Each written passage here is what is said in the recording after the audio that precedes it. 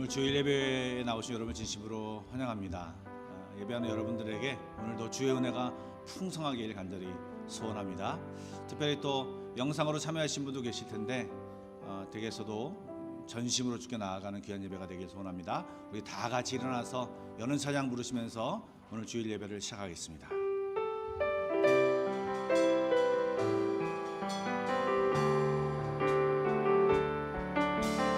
지존하신 주님 이름 앞에 모든 무릎 꿇고 다 경배,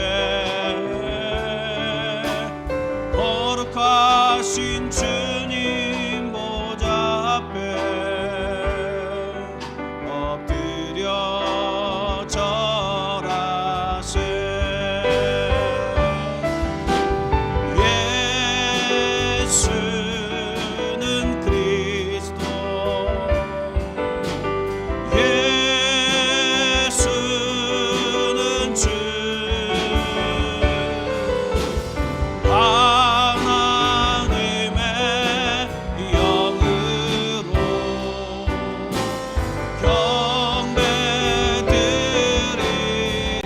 예수는 그리스도, 예수는 그리스도, 예수는 주, 하나님의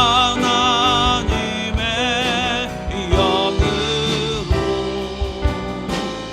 경배 드리리. 영광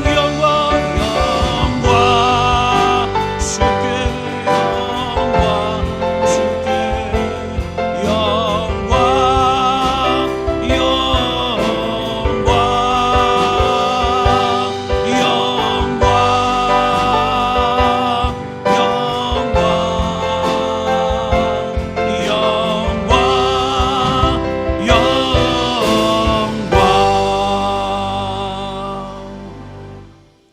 살아계셔서 우리 가운데 역사하시는 하나님, 주의 이름을 찬양합니다. 지난 주 동안에도 우리를 눈동자와 같이 지켜주시고 인도해 주셨고 오늘 주의 전에 불러주시니 감사를 드립니다. 예배의 자리에 있는 우리 모두를 주님 인도하여 주셨사오니 오늘 우리에게 평강과 안식과 기쁨으로 충만케 하여 주시고 하나님 신령한 복으로 가득 채워 주시옵소서. 하나님 형식적인 예배의 습관을 벗어나 진정으로 주님을 만나 뵙는 지성소 안에서 드리는 주의 음성을 듣는 놀라운 예배가 되게 하여 주시옵소서. 하나님 거짓과 위선을 벗어지게 하여 주시고 교만과 연약함들이 녹아지는 예배가 되게 하여 주옵소서. 주님만 예배하오니, 주님만 높여지기를 원하오니, 주의 진리만 선포되기를 소원하오니 주여 이 시간 함께하여 주시옵소서.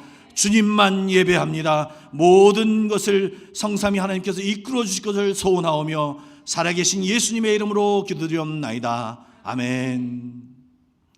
우리 한 목소리로 신앙 고백하겠습니다. 나는 전능하신 아버지 하나님 천지의 창조주를 믿습니다. 나는 그의 유일하신 아들 우리 주 예수 그리스도를 믿습니다.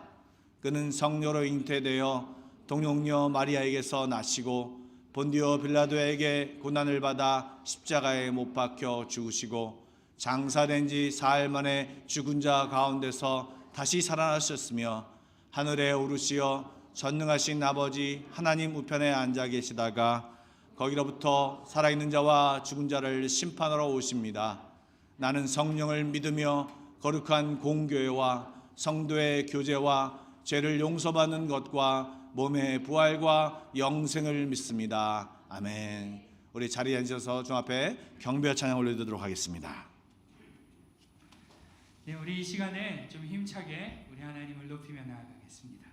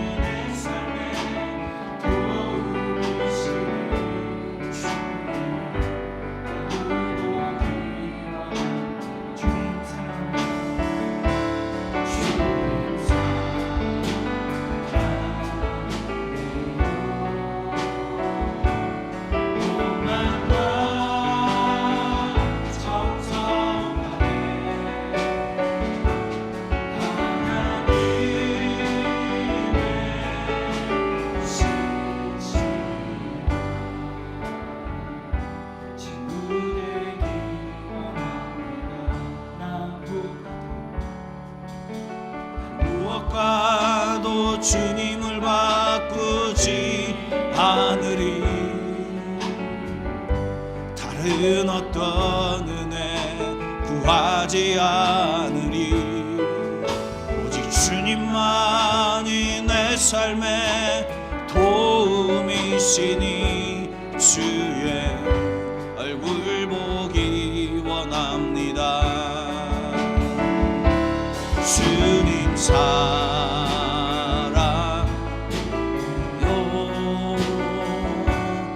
온 마음과 정성 다해 하나님의 신실한 친구 되기 원합니다. 주님 사랑해요.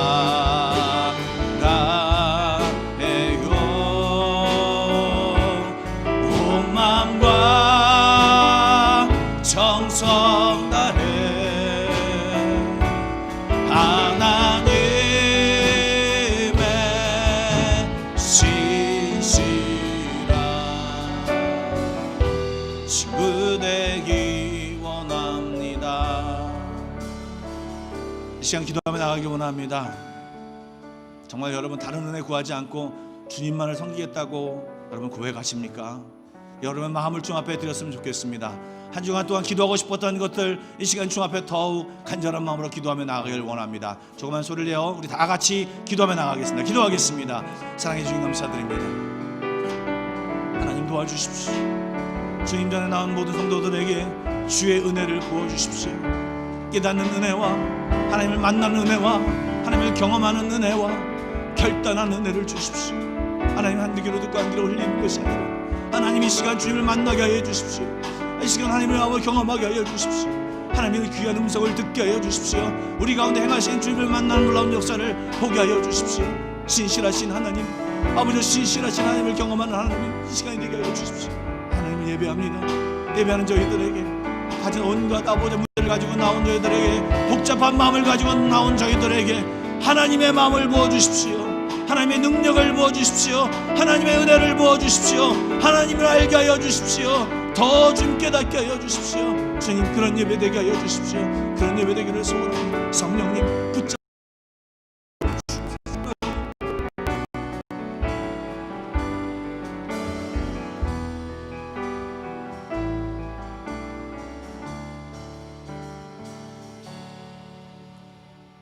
존귀하신 주님, 저희들의 삶 가운데 지금까지 함께하여 주시고 저희가 주님을 사모할 때나 또한 주님을 잊을지라도 항상 지켜주시고 인도하여 주시는 은혜에 감사드리며 영광을 올려드립니다. 죄인들에게 말씀으로 깨우쳐 주시고 또한 인도하여 주시지만 주님 전에 나오면 아무것도 들을 것이 없습니다. 회개만 생각나고 필요만 간구해왔던 저희들을 주님 긍휼과 자비의 손길로 붙들어 주옵소서. 사랑의 주님, 세계는 지금 코로나 바이러스로 인하여 큰 고통 중에 있습니다. 질병의 불안, 사업장의 어려움 등으로 핍박당하는 피곤한 심령들을 만져주셔서 믿음으로 이 환경을 이기게 하시고 불안과 걱정의 마음은 주님 앞에 내려놓고 기도하게 하옵소서. 아픔으로 고통받는 사람들을 위해서도 마음을 내어 기도하게 하시고 지금의 어려움이 한숨이 변하여 주님께 찬양하게 하시고 또한 저희 근심이 기도되게 하여 주옵소서. 어떠한 환경에도 주님의 구원을 믿으며 상심치 않게 하시고 이 어려운 시기를 주님만을 바라보며 더욱 강한 믿음을 허락하게 하옵소서. 한마음교회를 지금까지 인도하여 주신 주님, 이 환난 중에도 교회를 이끌어 주심을 믿사오며 감사드립니다. 친히 세우신 제단이 오니 주님의 몸으로서 꿋꿋이 설 수 있게 인도하여 주옵소서. 교회를 인도하시는 고용돈 목사님, 백광호 목사님, 부목사님을 위해 기도합니다. 우리 목사님들 성령님의 능력으로 붙들어 주시고 영육 간의 강건함으로 인도하사 이 환난 중에도 꿋꿋이 성령 충만한 한마음 교회 되게 하옵소서. 말씀을 선포하실 목사님께 성령의 크신 능력과 전능을 허락하사 예배 회복과 은혜를 사모하는 갈급한 심령들에게 생수의 강이 넘쳐 흐르며 영적 충만케 인도하여 주옵소서. 이 시각 각 처소에서 혹은 한국에서 온라인 예배, 가정 예배로 함께하는 성도님들께도 동일한 은혜의 시간이 되게 하시고 안전하고 행복한 공동체 예배를 주님께서 지켜주심을 믿사오며 주일 거룩한 예배를 위하여 헌신하는 모든 봉사자들에게 주님의 더한 사랑이 함께하심을 잊게 하여 주옵소서. 이 모든 말씀을 우리 주 예수 그리스도 이름으로 기도드립니다. 아멘.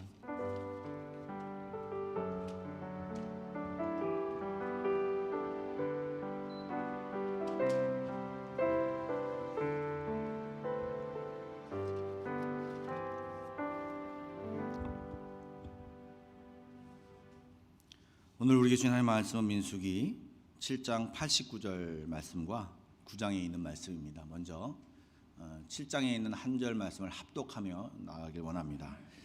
민수기 구약성경 208쪽입니다. 민수기 7장 89절입니다. 우리 한 목소리로 합독하겠습니다. 모세가 회막에 들어가서 여호와께 말하려 할 때 증거궤 위에 속죄소 위에 두 그룹 사이에서 자기에게 말씀하시는 목소리를 들었으니 여호와께서 그에게 말씀하심이었더라. 아멘. 우리 한 장을 넘기셔서 210쪽에 보면요, 15절부터 23절까지 교독하겠습니다. 성막을 세운 날에 구름이 성막 곧 증거의 성막을 덮었고 저녁이 되면 성막 위에 불 모양 같은 것이 나타나서 아침까지 이르렀으되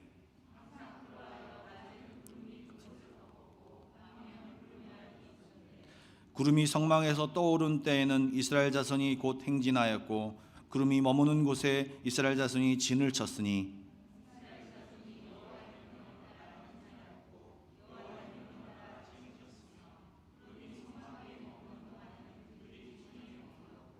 구름이 성막 위에 머무는 날이 오래할 때에는 이스라엘 자손이 여호와의 명령을 지켜 행진하지 아니하였으며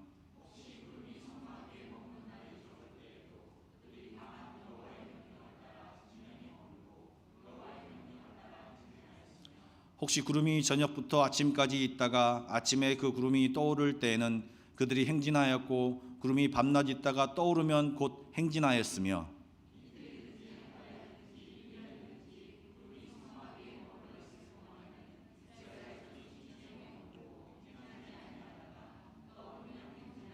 함께 읽겠습니다.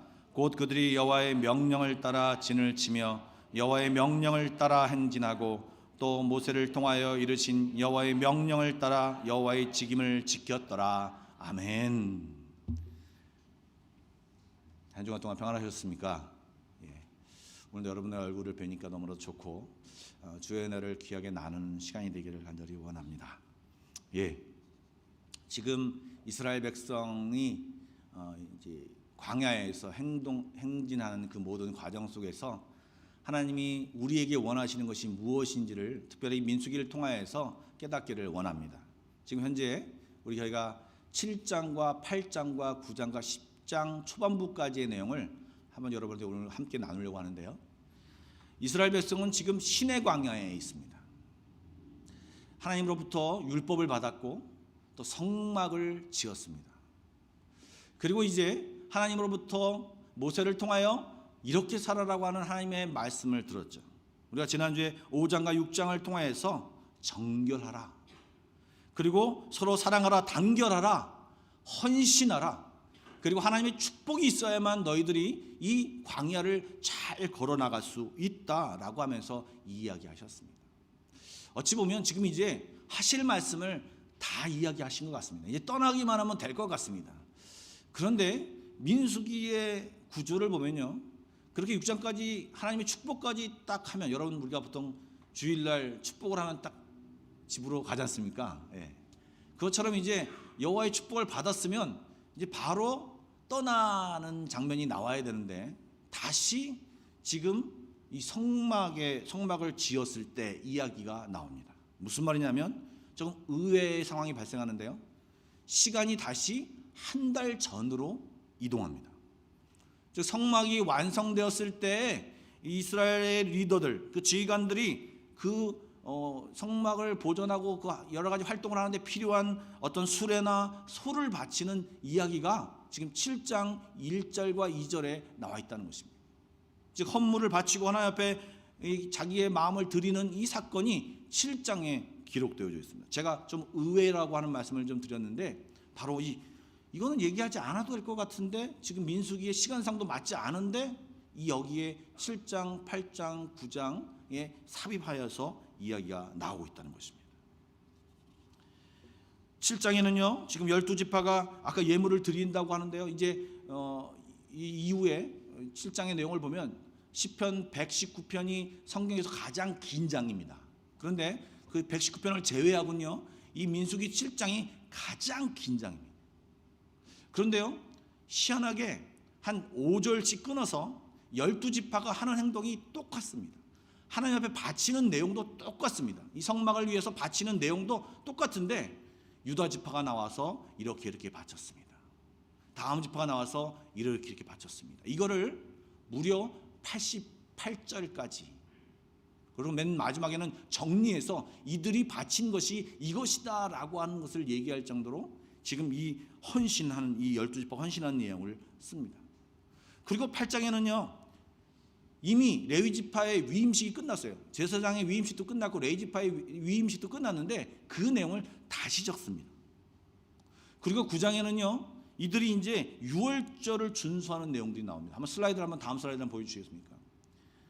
좀 잘 보이시나 모르겠는데요. 지금 빨간색이 올라갔네요.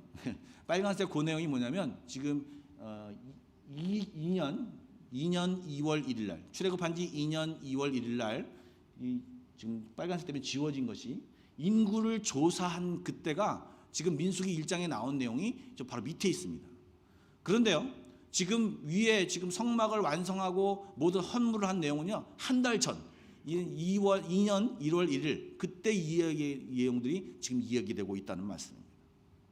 레위에 대한 유인식도 거기에 대한 얘기가 나오죠. 그리고 이제 9장에 보면 유월절을 지키는 내용도, 10장에 이 앞으로 백성들이 어떻게 소집되고 어떻게 행군하는 이 내용도 지금 한꺼번에 지금 이 7장부터 10장에 확 집어넣어서 출발하기 전에 이 이야기를 말씀하고 있습니다.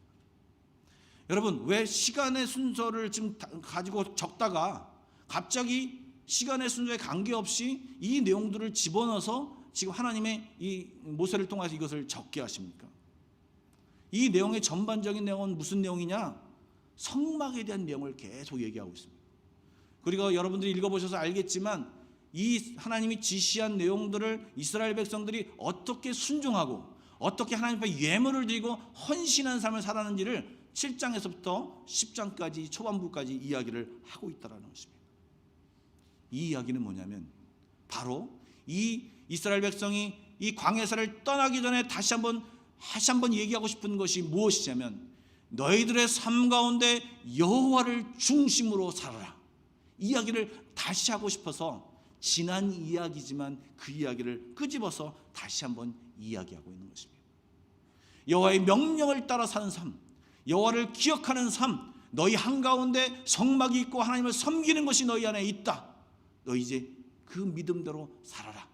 이것을 이야기하고 있는 것입니다. 여러분, 여호와의 중심의 믿음 생활을 여러분 하시고 계십니까? 여러분들 지금 믿음 생활을 시작하셨는데 여호와 중심의 신앙생활을 하시고 계시냐 말입니다. 그러면 여호와 중심의 신앙생활이 무엇이겠습니까? 얼마 전에 한 1년 6개월 됐나요? 스카이 캐슬이라고 하는 드라마가 있습니다. 저는 한 편 하도 이제 뭐 유명하다 그래서 한 편 조금 보다가 말았습니다. 그런데요, 그 내용이 어떤 내용입니까? 대한민국의 과도한 이 사교육 이런 것을 신랄하게 비판하면서 풍자한 내용이죠. 자녀들을 갖다가 대학에 보내기 위해서, 자기가 원하는 대학에 보내기 위해서 엄마도 아빠도 그리고 자녀도 모든 재정도 스케줄도 다 그 대학 입시에 맞춰서 모든 것을 그 입시 위주로 살아가고 있는 내용을 드라마로 만들어서 나온 내용입니다. 이것이 바로 이 입시 중심으로 사는 사람들의 모습을 그린 드라마라 할 수 있습니다.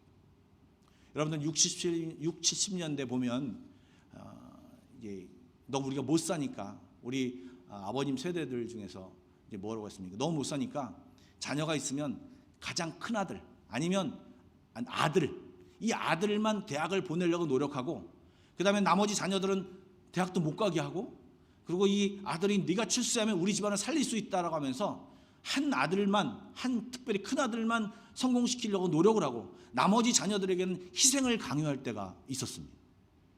왜 그렇습니까? 성공을 위해서 한 사람에게 그 사람을 위주로 모든 가족이 다 생활을 하는 것입니다. 제가 좀 이해를 돕기 위해서 이런 극단적인 예를 들었습니다. 여러분, 하나님 중심으로 살아간다고 하는 것은 바로 이것입니다. 하나님을 생각하며 하나님을 우선순위로 두고 그것을 가장 최고의 순위로 두며 살아간다고 하는 의미를 말하고 있는 것입니다. 여러분, 7장, 8장, 9장에 보면요, 하나님 말씀을 가지고 열심히 살아가는 내용들이 다 그려지고 있습니다. 하나님의 말씀을 최우선으로 두고 그들의 삶을 정리하고 그대로 살아가고 있는 모습을 그리고 있다는 것입니다. 여러분들은 하나님 중심으로 하나님 말씀을 최우선순위로 놓고 살고 계십니까? 아니면 그렇게 살지 않고 계신가요? 여러분 생각해 보면요, 지금 이 이스라엘 백성은요 베이비예요. 이제 갓 출애굽해서 나와서 1년밖에 된 베이비예요. 근데 그 베이비에게 이야기하고 있는 것이 뭐냐면 하나님 중심으로 사는 것이 너의 인생의 축복이며 너의 인생의 승리며 저 가나안 땅으로 가는 길 속에 가장 중요한 것인가를 라는 것을 이야기하고 있는 것입니다. 여러분, 하나님 중심의 반대는 뭘까요? 내 중심입니다. 사람 중심입니다. 나를 위해 사는 것입니다. 여러분, 그런데 잘 생각해 보십시오. 여러분, 우리의 삶이 내가 잘 되는 것을 위해 사는 것이 뭐가 나쁩니까?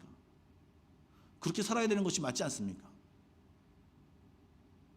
그런데 왜 하나님 중심으로 살라고 이야기하고, 이것은요 나를 버리고 나를 위해 살지 말고 정말 나를 버리며 나는 막 헌시작처럼 살며 어떤 율법을 지키면서 나 자신을 완전히 잃어버리며 살라고 하는 얘기가 아니라, 하나님은 뭐라고 말씀하시냐면 진정으로 네가 잘 살기 위해서는 하나님 중심으로 살아야 잘 살 수 있음을 이야기하고 있는 것입니다. 우리들은 그렇지 않다고 생각하죠. 나 자신을 위해 사는 것, 하나님 예수님을 믿으면, 하나님을 믿으면 율법을 강요받고 나 자신을 버리고 나 자신이 희생하고 산 것이라고 생각하면서 나 자신은 뭐야? 나의 인생은 뭐야? 내 인생은 나의 것이 아니잖아 라고 얘기할 수 있지만, 이것이 바로 사단이 가장 많이 잘 이용하는 전략임을 여러분 아셔야 할 것입니다. 나를 위해 살고 나 자신을 위해 살려고 하나님의 말씀을 버리고 하나님의 말씀을 액세서리로 여기고, 잠시 뭔가 불편하니까 뭔가 어떻게 될 것 같으니까 교회는 가고 하나님 말씀을 잠시 내가 아는 것으로 뭔가 이것으로 잘 포장하면서 살고 있으면서 나 자신을 위해서, 나만을 위해서 살고 있는 사람들은요 정말 하나님이 주신 은혜를 맛보며 살기 어렵습니다. 하나님을 중심으로 살아갈 때 우리를 정말로 위하는 삶이 되는 것입니다. 왜 그렇습니까? 하나님이 그렇게 우리를 창조하셨습니다. 하나님과 관계하면서 하나님과 소통하면서 살아갈 때 우리가 가장 행복하도록 하나님이 설계하셔서 우리를 만드셨어요. 우리가 우리만 알고 우리 자신을 위해서 살다가는 절대로 행복하지 못하도록 만드셨어요. 그렇기 때문에 우리가 하나님 중심으로 살아갈 때 진짜 나 자신을 위해서 살아갈 수 있게 되는 것입니다. 그래서 그것을 성경이 이야기하고 있고, 그것을 이야기하면서 너희들이 그것이 너 자신을 위한 것임을 알게 될 것이라는 것을 이야기하고 있는 것입니다. 그래서 삶의 정중앙에서 하나님을 기억하고 문제가 있을 때나 없을 때나 사전이나 사후나 어느 때라도 주님을 기억하면서, 정말 엉망으로 살다가 망했어요. 그래도 주님을 기억해야 돼요. 정말 열심히 어떤 망하거나 잘못되거나 그 전에 하나님을 기억하든 사전이든 사후든 어떤 상황이든 하나님을 기억하며 나아갈 때, 하나님 중심으로 살려고 노력하고 애쓸 때 주님은 우리에게 복을 주시며 우리와 함께 하시게 되는 것입니다. 여러분 7장에 보면요, 지금 지휘관들이 헌물을 바치고 있어요. 여러분 실제로요, 모세가 장막을 지을 때 이스라엘 백성들이 힘에 지나도록 자기가 갖고 있는 것을 이미 헌금했어요.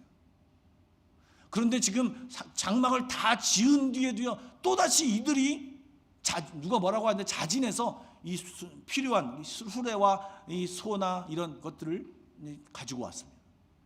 그러자 하나님이 다시 얘기합니다. 너희들이 각 지파별로 하루에 한 지파씩 나와서 너희들이 예물을 드려라. 뭔가를 드렸는데 또 드리랍니다. 그런데 이들은요 기꺼이 드립니다. 왜요? 하나님 중심으로 살아가기 때문에. 자기가 갖고 있는 모든 것도 하나님이 주셨어요. 그렇기 때문에 이것을 다 드린다고 해도 하나님이 채우실 것을 믿으며 이들은 하나님 중심으로 드리는 것입니다. 이 내용이 지금 아까 말씀드린 대로 한 지파 한번 그냥 유다 지파부터 12지파가 다 그랬다라고 쓰면 될 것인데, 그것을 일일이 같은 것을 드렸음에도 불구하고 일일이 적었다고 하는 것은 뭐냐면 하나님이 집중하라는 얘기입니다. 8장에 가면요, 레위인에 대한 직무를 얘기하고 있습니다. 분명히 앞에서도 출애굽기에서도 다 언급한 내용이에요. 그런데 레위인에 또 얘기합니다. 왜요? 너희들의 성공이, 너희들의 승리가, 너희들의 앞날이 하나님을 섬기는 데 달려있다. 그러니 이 하나님을 섬기는 이 레위인들이 최선을 다하고 열심을 다하고 말씀대로 잘 지켜서 정말 자기 마음대로 하나님을 섬기는 것이 아니라 정말 잘 지켜야 한다라고 하는 것을 이야기하기 위해서 8장에 얘기하는 것입니다. 우리에게는요, 마치 이 얘기를 하는 것입니다. 너희들이 일주일 동안 열심히 살아서 잘 되는 것 같지? 그러나 여러분, 하나님은 말씀하십니다. 너희들이 주의를 지켜 주님 앞에 마음을 드릴 때 내가 너의 삶을 지켜줄 것이다. 너희들의 마음을 다해 하나님 앞에 예배할 때 내가 너의 인생을 붙잡을 것이다. 이 얘기를 하는 것과 동일한 얘기라는 것입니다. 9장에 가면 유월절을 지키는 문제가 나옵니다. 근데 여기 참 재미있는 얘기가 나와요. 여러분은 유월절을 지키려고 해서 지금 1월 첫째 달에 2년 첫째 달에 14일에 이들이 유월절을 지켜요. 모든 백성들이 유월절을 지켰죠.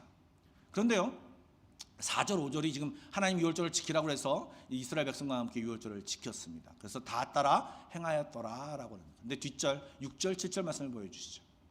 그때 사람의 시체로 말미암아 부정하게 되어서 유월절을 지킬 수 없는 사람이 있었는데, 그때 가족 중에 누가 죽은 거예요. 그리고 또 시체를 만져서 부정하게 되었어요. 이 사람들이 이 유월절에 참여할 수 없게 되었고 그들이 열외되었습니다. 제외되었습니다. 그래서 이제 이 사람들이 유월절을 지키지 못했기 때문에 이제 시간이 지난 뒤에 나와서 모세에게 물어봅니다. 우리들은 이 유월절을 지키지 못했는데 어떻게 해야 됩니까? 우리도 유월절을 지키게 해주십시오. 그에게 이르되 우리가 사람의 시체로 말미암아 부정하게 되었거니와 우리를 금지하여 이스라엘 자손과 함께 정한 기일에 여호와께 헌물을 드리지 못하게 하시면 어찌함입니까? 여러분, 이것이 무엇이냐면 헌물을 드리고 하나님 앞에 내 마음을 드리고 이런 것에 자기 자신이 빠졌으니 그것을 나로 하여금 해결해달라. 여러분, 여기에 지금 한국말은요 굉장히 나이스하게 적어놨는데요, 이 히브리어는요 강력한 어투로 강한 의지의 표현이 여기에 담겨져 있습니다. 여러분, 왜 나는 빠지기 왜 열애시킵니까? 예물을 안 드리면 좋을 것 같은데 열애시켰다고 해서 지금 얘기하러 나온 그 사람에게 모세가 뭐라고 얘기하는지 아십니까? 8절 9절입니다. 다 같이 한번 읽어보겠습니다. 시작.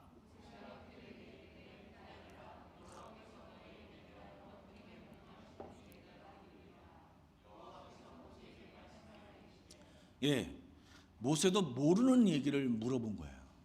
그러니까 모세가 뭐라고 합니까? 기다려라. 내가 하나님 앞에 나가서 이야기하고 하나님에게 하나님 말씀하신 것을 너에게 얘기해 주겠다라고 해서 이 모세가 하나님 앞에 나아갔습니다. 그러자 하나님이 모세에게 말씀하십니다. 그래, 오케이, 좋아. 1월 14일이 이제 대대로 지킬 6월절인데 그것이 그때 특별한 일, 여행이나 또는 어떤 시체로 만져서 이렇게 부정하게 돼서 예외된 사람들이 빠졌으니까 2월 14일 날 그 사람들이 모여서 함께 6월절을 지켜라. 하나님이 명확한 답을 그에게 주십니다. 여러분, 우리 상황 속에서, 우리 생활 속에서 이해가 되지 않는 상황들이 많이 있죠. 그리고 하나님 말씀대로 적용하며 살면은요, 뭔가 우리 삶 속에서 안 맞는 것처럼 느껴지는 때가 있습니다. 제가 안 맞는다라고 얘기하지 않고 안 맞는 것처럼 느껴지는 때가 있다고 말씀을 드렸죠. 이 말씀대로 하면 내가 손해보고 내가 망할 것 같은 느낌이 드는 때가 있습니다. 그러나 여러분, 안 그렇습니다. 하나님 말씀대로 살려고 노력하는 사람에게는요, 하나님이 기다리라, 내가 너에게 어떻게 할지를 알리겠다고, 정말 내가 손해를 보며 내가 이것을 결단하고 하나님 앞에 더 나아가려고 나아가는 사람들에게는요, 하나님의 특별한 응답이 있고 하나님이 함께 하시는 것이 있습니다. 하나님의 축복에서 나만 열어되어 있는 것처럼 느껴질 때가 있죠.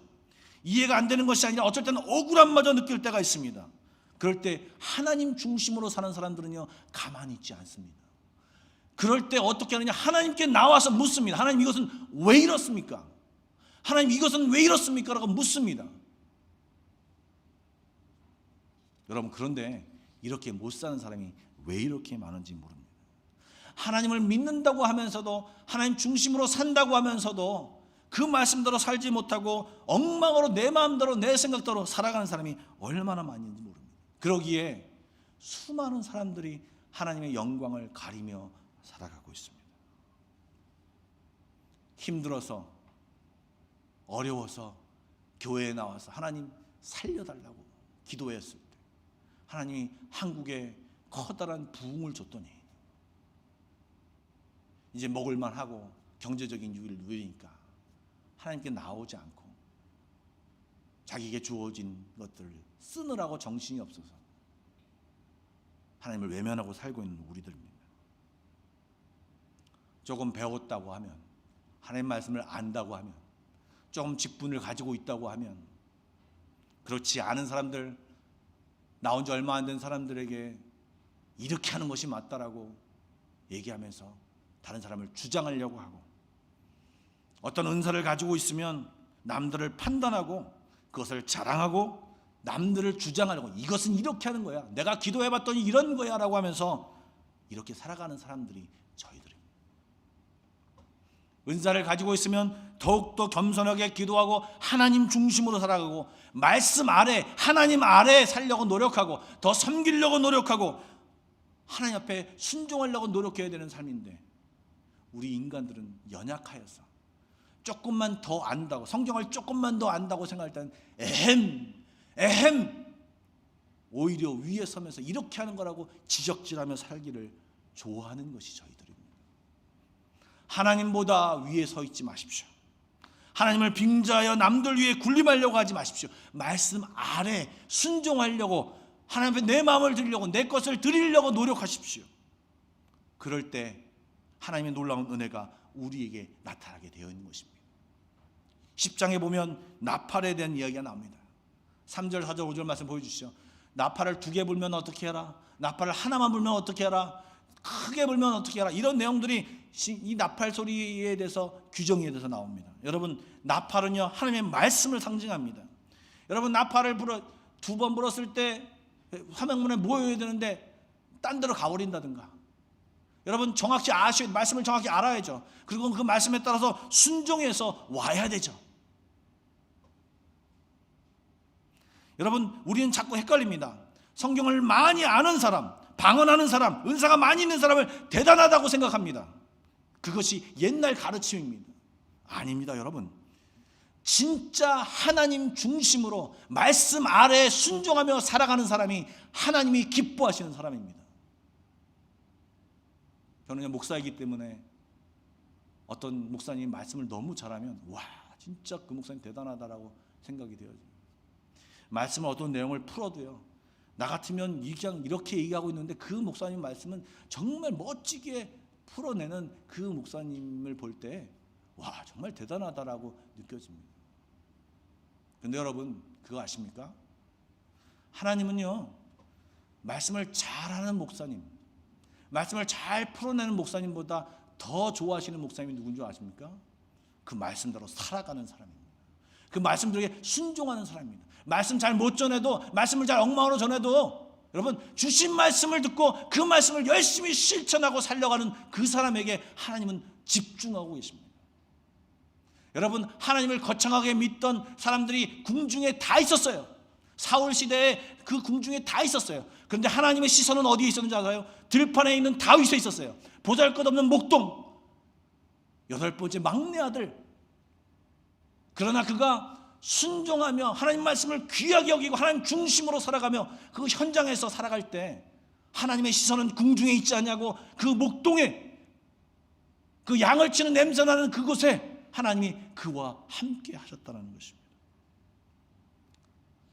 하나님의 중심으로 살아갈 때 하나님의 시선은 그곳에 있고 하나님이 함께 하시고 그에게 복을 주신다고 하는 것입니다. 많이 아는 것 중요합니다. 많이 알아야 행하지 않겠습니까? 그런데 많이 아는 것으로, 깨닫는 것으로 자유하지 마시고, 내가 어떤 능력을 가지고 있다는 것으로 자유하지 마시고, 그 말씀대로 살아가려고, 그 말씀대로 살아가려고 노력하는 삶 가운데 주의 능력은 나타나게 되어 있는 것입니다. 여러분, 7, 8, 9장 왜 날짜 순서까지 바꿔가면서 왜? 하나님 중심으로 살아야 된다. 순종하며 살아야 된다. 여러분 오늘 이제 후반절에 여러분과 저희가 교독한 내용 중에 제일 많이 나온 단어가 무엇인 줄 아십니까? 여호와의 명령을 따라. 여호와의 명령을 따라. 하나님이 이 지금 7, 8, 9장에서 얘기하고 싶은 것은 뭐냐면 너희가 하나님 중심으로 살아가라. 그 다음에 두 번째 얘기하고 싶은 것이 뭐냐? 그렇게 하나님 중심으로 살아가면 내가 너를 위해서, 너의 가운데서, 너의 앞에서 내가 이를 행할 것이다 라는 것을 말씀하고 계십니다. 여러분 오늘 7장 89절을 읽었는데 한번 보시죠. 우리 다 같이 한번 읽어보겠습니다. 시작.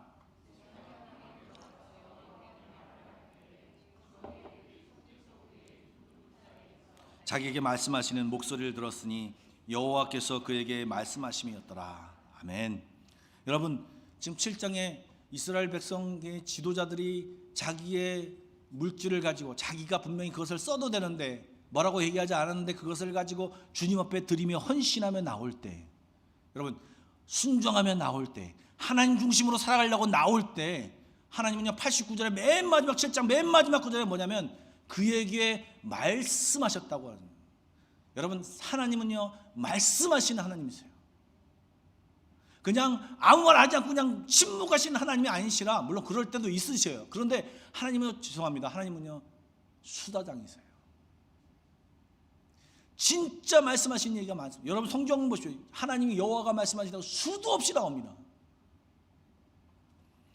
우리가 모세처럼 여호와께서 모세야 저한테 고목사 하면서 뭐라고 쭉 하나님이 얘기할 수도 있죠. 하나님의 음성을 듣는다고 하는 것은 그렇게 들을 수도 있습니다. 그러나 여러분 하나님의 음성을 듣는다고 하는 것은요 깨달음으로 들을 수도 있고요, 또 마음 깊숙한 곳에서 울림으로 들을 수도 있고요, 확신으로 들을 수도 있게 됩니다. 분명한 것은 하나님이 우리 마음속에 말씀하실 때 깨닫는 것은 뭐냐면 이것은 하나님의 말씀이구나 라는 것을 분명히 알 수 있습니다. 왜요? 하나님은요 죽은 하나님이 아니라 살아계셔서 말씀하시고 우리가 헌신했을 때 하나님 중심으로 살아갈 때 우리를 지도하시고 말하시는 하나님이시기 때문에 그렇습니다. 제가 지난주에 시편, 요새 이제 새벽 기도가 시편인데요, 시편 135편에 이런 말씀이 나옵니다.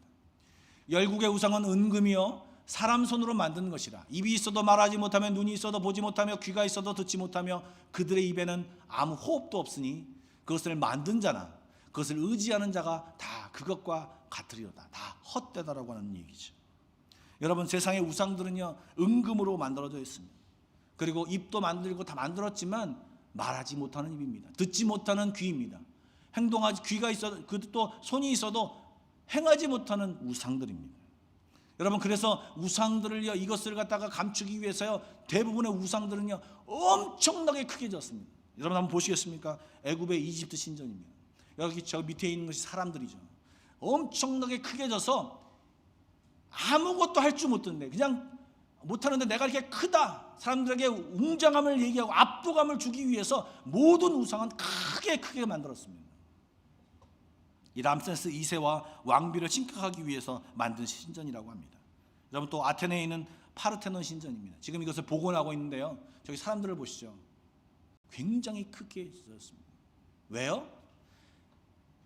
아무것도 없으니까 지어진 것으로 압도하고 거기에 어떤 장치를 마련해서 신비스럽게 만들게 하기 위해서 크게 만드는 것이에요. 하나 더 볼까요?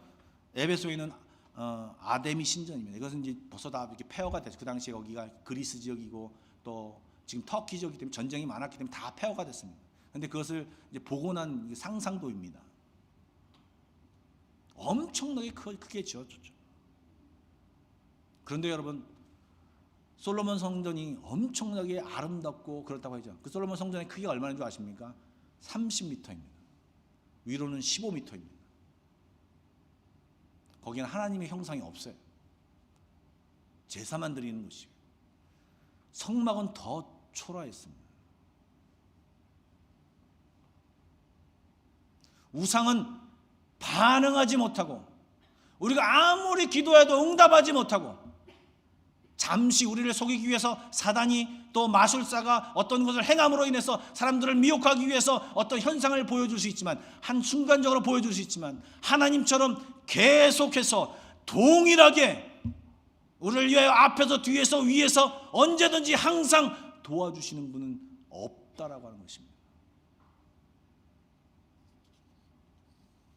7장 89절에 응답하시는 하나님, 바로 대답하시는 하나님, 이 얘기가 나오고요. 아까 말한 것처럼 모세를 통하여 물었을 때, 그래 그거는 이렇게 해라. 우리가 물었을 때 대답하지 않는 하나님이 아니라, 우리가 물었을 때 하나님 이것은 왜 그러신가요? 이해되지 않습니다. 왜 이렇습니까? 라고 물었을 때 하나님께서 말씀하시고 대답하시는 하나님이 우리의 하나님이라는 것입니다. 아무리 물어도, 아무리 얘기해도 조용. 아무리 기도해도 응답하시지 않는 하나님이라면 여러분 왜 믿으십니까? 하나님은 대답하시는 하나님이십니다. 여러분, 민수기가 우리가 다 읽고 나서 뒷변에 읽은 내용이 뭡니까? 불기둥과 구름기둥 이야기입니다. 17절과 18절 말씀 한번 보겠습니다. 우리 다 같이 한번 읽어보겠습니다. 시작.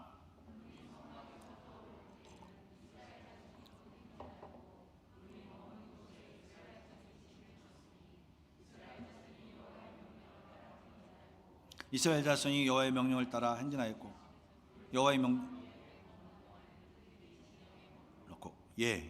여러분, 구름이 이동하면 이스라엘 백성이 움직였어요. 구름이 멈추면 그들이 멈췄어요. 밤에는 불기둥으로 인도하셨어요. 이것이 뭐냐면, 너희들이 하나님 중심으로 살아갈 때, 하나님 말씀으로 살아갈 때, 순종하며 따라갈 때, 명령을 따라 살아갈 때 내가 너를 인도할 것이다. 내가 너를 지킬 것이다. 내가 너를 위하여 일할 것이다. 네가 가야 할 곳, 네가 머무러야 할 것, 네가 무엇을 해야 될 것을 다 이야기하시고 내가 지도할 것이다 라고 하는 하나님의 언약의 말씀을 지금 이야기하고 있는 것입니다. 왜 민수기 저자인 모세가 이 부분을 소개할까요? 지금 이 먼 길을 떠나는, 순례길을 떠나는 이스라엘 백성들에게 너희들이 하나님 중심으로 살아갈 때 하나님은 대답하시고 말씀하시고 너희들 가운데서 인도하신 하나님이 우리 하나님임을 이야기하면서 너희들 하나님 중심으로 살아라, 이것을 이야기하고 있는 것입니다. 여러분들, 열왕기 상해 18장에 보면 엘리야 선지자가 바알 선지자 450명과 아세라 선지자 400명과 즉 1대 850으로 싸우는 장면이 나오죠. 23절 말씀 한번 보여주시죠. 제가 읽겠습니다. 그런즉 송아지 둘을 우리에게 가져오게 하고 그들은 송아지 한 마리를 택하여 각을 떠서 잘라서 나무 위에 놓고 불은 붙이지 말며 나도 송아지 한 마리를 잡아 나무 위에 놓고 불은 붙이지 않겠다. 자, 이제 너희 850명이 너의 신을 부르라. 너의 신의 이름을 부르라. 나는 여호와 이름을 부르리니 이제 불로 응답하시는 신이 그가 진짜 하나님이다. 그러니까 백성들이 그래 맞다, 네 말이 옳다, 응답하시는 하나님이 진짜 하나님이다, 참 하나님이다 라고 얘기합니다. 그리고 먼저 850명이 바알 선지자와 아세라 선지자를 부릅니다. 아무런 일이 일어나지 않습니다. 하루 종일 자기의 몸을 상하면서까지 그의 이름을 부르지만 응답하지 않습니다. 왜요? 우상이기 때문에, 헛것이기 때문에요.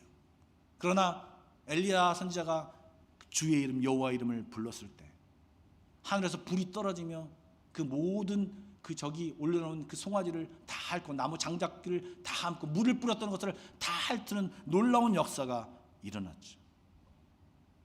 여러분, 구약 내내 신약 내내 뭐라고 동일하게 말씀하시느냐? 부르짖어라. 그러면 하나님이 응답하시겠다.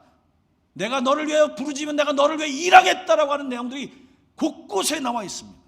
그리고 심지어는요, 하나님 자신에게 얘기하면서 나는 어떤 하나님이냐라고 얘기할 때 어떻게 소개한 줄 아십니까? 예레미야 33장입니다. 이를 행하시는 여호와, 나는 일하는 사람이다. 하나님은 워커홀릭 같습니다. 그것을 만들어 성취하시는 여호와, 안 되면 내가 만들어서 하겠다는 그 이름은 내가 여호와다. 그가 말한다. 너는 내게 부르짖어라. 너 힘드냐? 너 막혀있냐? 사방이 막혀있느냐? 네가 할 수 있는 방법이 없냐? 내게 부르짖어라. 나는 창조주야. 너는 인간이어서 할 수 없는 방법이 없겠지만 나는 만들어서 지어서 성취하는 하나님이야. 내가 네가 기도할 때 응답하겠고 네가 알지 못하는 크고 놀라운 비밀을 알려주고 네가 알지 못하는 길을 열 것이다. 내가 하나님이다. 나는 여호와야.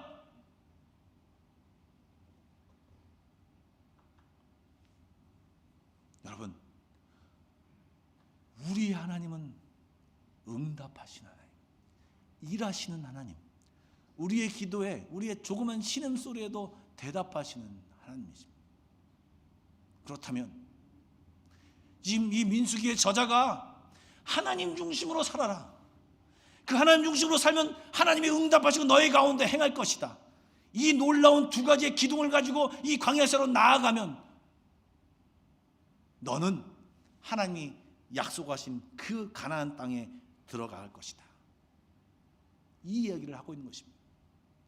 우리가 그냥 일반 다른 종교처럼 네가 금욕해라, 너희가 좋은 데 가려면, 극락 가려면 금욕해라, 열심히 네가 희생해라, 이것이 아니라 네가 하나님 중심으로 살면 너의 삶 가운데 하나님의 응답이 풍성하겠고, 네가 하나님 중심으로 살면 하나님이 너를 위해서 일하겠고, 어떤 것도 성경에 하나님 믿는 사람이 빈약하고 어렵게 산다는 말이 없습니다. 조금 있어도 감사하며 하나님 앞에 오히려 드리며 남에게 주며 살아가는 사람이 주님을 믿는 사람들입니다. 여러분, 지금 이 7장, 8장, 9장의 순서를 바꿔가며 이 저자가 이것을 왜 쓰고 있냐? 너 알고 있니? 너 하나님 중심으로 살면 하나님이 이렇게 역사하셔. 너 지금 이 시내산 광야 아래서 그것을 경험했지? 너 이제 그것을 알고 갈래? 너 지금 그것을 믿으며 갈래? 아니면 네 마음대로 갈래? 결정해라 라고 얘기하고 있습니다. 이 이야기는 동일하게 우리에게도 이야기하십니다. 믿음의 여정, 내 마음대로 가면 돌아갑니다. 어렵습니다. 헤맵니다. 그러나 하나님과 함께 가면, 하나님 중심으로 가면 우리의 인생 가운데 하나님의 일하심을 보게 될 것이고, 하나님의 응답을 보게 될 것이고, 하나님의 역사하심을 보게 될 것입니다. 이것을 보며 기뻐하며 박수치며 할렐루야를 부르며 갈 것입니까? 아니면 여기가 어디야, 여기가 어디야 헤매며 갈 것입니까? 이것은 여러분의 선택에 달려 있습니다. 우리 한마음교회 성도 여러분, 하나님 중심으로 하나님이 우리에게 베푸시는 놀라운 응답, 대답, 흔적, 역사, 이것을 다 체험하고 가시는 저와 여러분 되기를 간절히 축복합니다. 기도하시겠습니다. 기도하실 때 우리의 인생을 돌아보셨으면 좋겠습니다. 나는 정말 하나님 중심으로 살았는지, 아니면 죄송합니다, 하나님을 액세서리로 살고 믿고 살았는지, 가끔 내 형편을 도와주시는 요술램프의 진이처럼 믿고 살았는지, 하나님을 만홀히 여기지 마십시오. 하나님은 여러분의 얕은 수에 속는 분이 아니십니다. 여러분의 중심을 들이십시오. 여러분 정말 애타게 찾고 주님 앞에 매달리는데 응답하지 않는 하나님이라면 그 하나님도 거짓입니다. 저는 확신하고 경험했고 여기 모든 사람들 경험했지 않습니까? 우리가 애타게 기도할 때 응답하시는 하나님, 일이 없으면 만들어서라도, 길이 없으면 길을 내서라도 우리에게 허락하시는 하나님이 우리 하나님이십니다. 이러한 흔적들이 우리 가운데 있기를 원합니다. 하나님, 내게 역사하여 주십시오. 주님을 바라겠습니다. 주여 결단하고 나가게 하는 주님, 나와 함께 해주십시오. 이런 기도를 드리는 시간이 되길 원합니다. 우리 다 같이 기도하며 나가겠습니다. 기도하겠습니다. 주님, 하나님,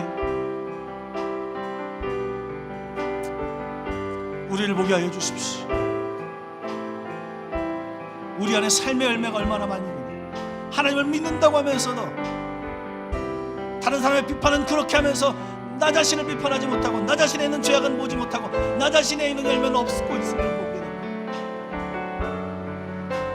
나는 하나님의 중심으로 살아가고 있습니다. 말씀 중심으로 살아가고 있습니까? 내 안에 하나님의 흔적이 있습니까? 도대체 하나님이 어디 있느냐고 말할 때는 이미 경로에 이탈했습니다. 하나님과 함께하면 하나님의 역사를 볼 수밖에 없는데, 내 삶 가운데 역사가 없다라고 하는 것은 경로를 이탈한 것입니다. 하나님, 경로를 이탈했으면 되돌아가게 하여 주십시오. 하나님, 다시 부르짖고 주님께 가게 하여 주십시오. 하나님 주여 주 앞에 가기로 하나님 도와주십시오. 아버지 코로나로 힘이 듭니다. 직장도 어렵습니다. 직장 사업자도 어렵습니다. 가정도 어렵습니다. 우리 앞날이 어렵습니다. 하나님 답답합니다. 주여 왜 머뭇거리고 있습니까? 주께 나와 부르짖게 하여 주시고 매달리게 하여 주시고 간구하게 하여 주시고 주님이 주시는 흔적들 주님이 주시는 역사심을 보게 하여 주십시오. 얄팍한 믿음으로 살지 않게 하여 주십시오. 하나님을 속이려고 하지 않게 하여 주시고 하나님을 만으로 여기지 않게 하여 주시고 하나님을 진짜 하나님으로 응답하신 하나님을 체험케 하여 주십시오.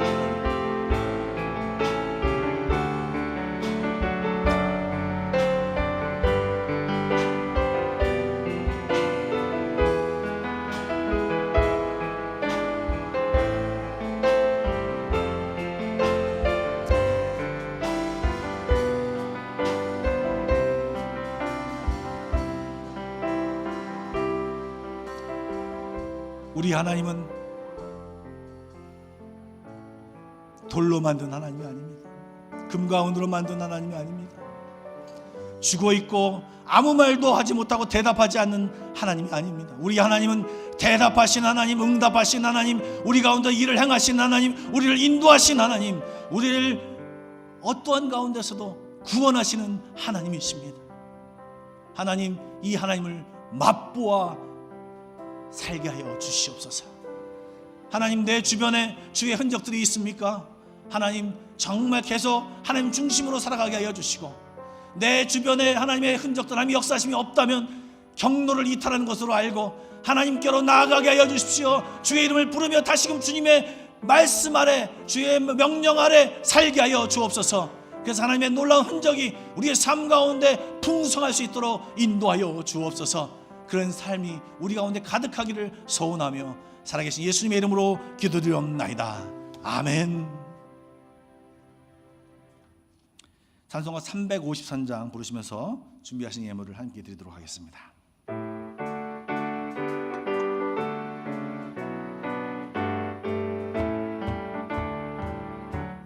입자가 군병되어서 예수를 따를 때 무서워하는 마음으로 주 모른 채 할까?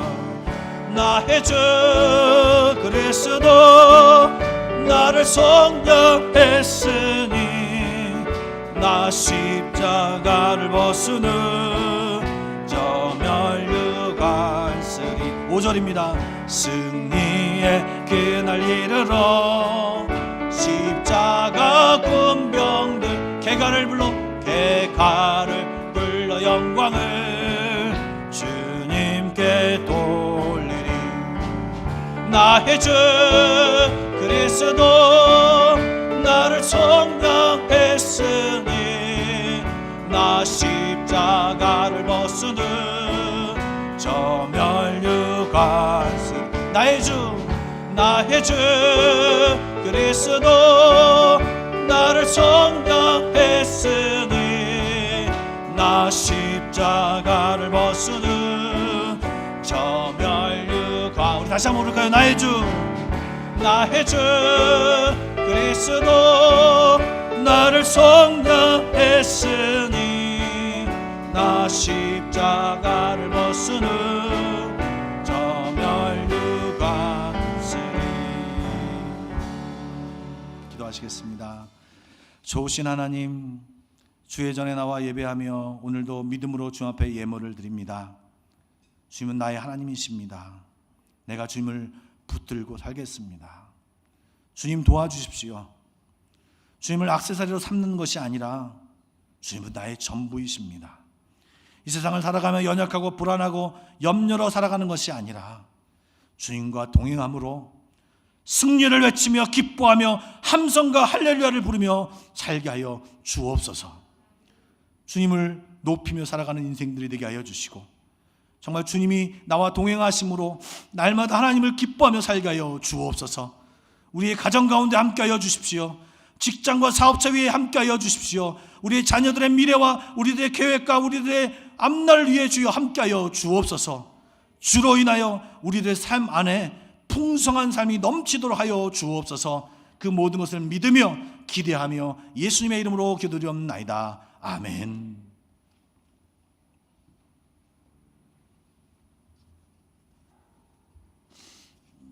교회 소식을 말씀드리도록 하겠습니다. 특별한 소식은 없고요. 요즘 이제 방송으로 영상으로 이렇게 하다 보니까 너무 이제 여러분들이 거기에 익숙해져 계신 것 같습니다. 그래서 새벽 예배도 들어오신 분들이 굉장히 계속 줄어가고 있고요. 수요 예배도 마찬가지로 줄어드는 것 같습니다.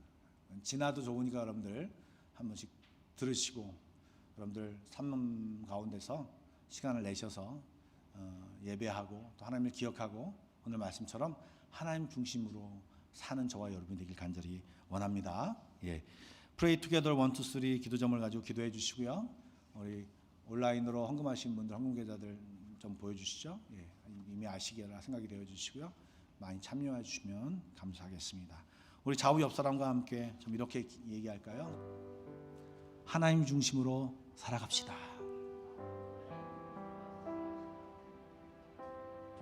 한 가지 더요. 이제 부부면 이제 부부 이름을 부르면서 집사님의 삶 가운데 주님의 흔적이 가득하길 원합니다라고 축복하십시오. 그래서 인사할까요? 집사님의 인생에 가득하시길 바랍니다. 아멘. 우리 다 같이 나와서 결단성으로 수도 예배를 마칠까요?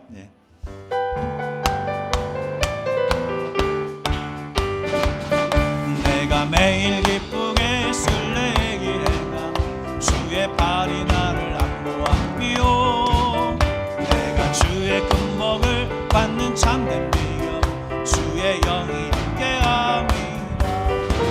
성령이 계시네 할렐루야 함께하시네. 좋은 길을 걸으며 만나 기뻐하는 주의 영이 함께함. 성령이 계시네 할렐루야 함께한 성령이 계시네. 성령이 계시네 할렐루야 함께하시네. 좋은 길을 걸으며 밤낮 기뻐하는 주의 영이 함께하니라.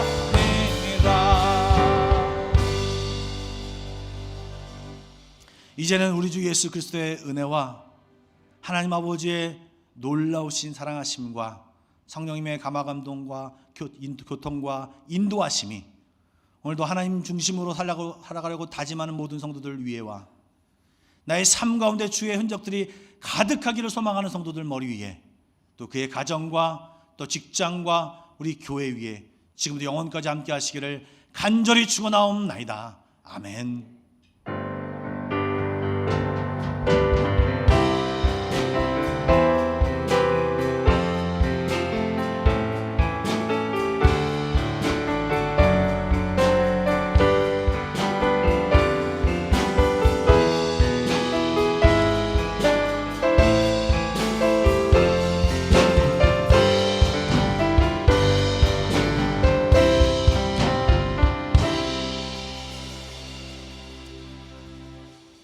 주일 예배를 마쳤습니다. 평안히 돌아가시고요. 한 주간 동안 평안히 사시기 바랍니다. 샬롬.